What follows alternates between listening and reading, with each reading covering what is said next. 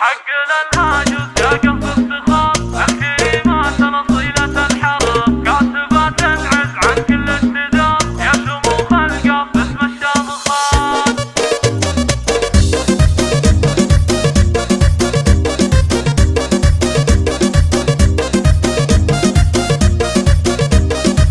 حقنا الهاجس يا قلب افتخار الكريمات الاصيلة الحرام كاسبة تنعز عن كل اقتدار يا شموخ القاف باسم الشامخات. عندها الشيخة بهي للفخر رمز يا حي المكانه والقدر ما يوفيها الكلام المختصر شيخة متميزة صيت وصفات يا بهي الشيخة وبنت الشيوخ انت يوم عصيت بك معنى الشموخ كل عالي عندكم يعلى الرضوخ ما يشابهكم بعزنا وثبات يا بهي وحرج العصي ابوك الفخر والطيب ما حوله شكوك للقمم انتم لكم كل الصكوك وارثين الطيب من اول وآخر فيك يا سعد القوى في عاجزه المروه والشهامه حايزه والمحاسن كلها بك بارزه يا سمو الشان بين العاليات يا سميره بفرج ويحق لك لان ربي بالمزايا كملك بالكرم والجود والله جملك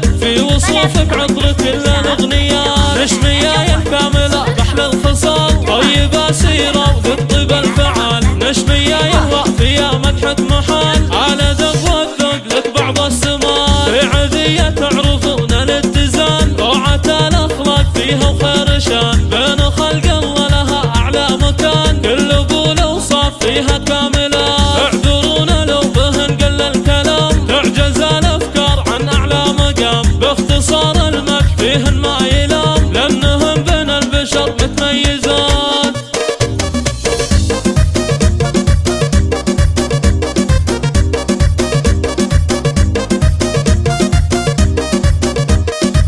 حقنا الهاجس يا قلب افتخار الكريمات الاصيلة الحرام كاسبة تنعز عن كل اقتدار يا شموخ القاف باسم الشامخات. عندها الشيخة بهي للفخر رمز يا حي المكانه والقدر ما يوفيها الكلام المختصر شيخة متميزة صيت وصفات يا بهي الشيخة وبنت الشيوخ انت يوم عصيت بك معنى الشموخ كل عالي عندكم يعلى الرضوخ ما يشابهكم بعزنا وثبات يا بهي وحرج العصي ابوك الفخر والطيب ما حوله شكوك للقمم انتم لكم كل الصكوك وارثين الطيب من اول وآخر فيك يا سعد القوى في عاجزه المروه والشهامه حايزه والمحاسن كلها بك بارزه يا سمو الشان بين العاليات يا سميره بفرج ويحق لك لان ربي بالمزايا كملك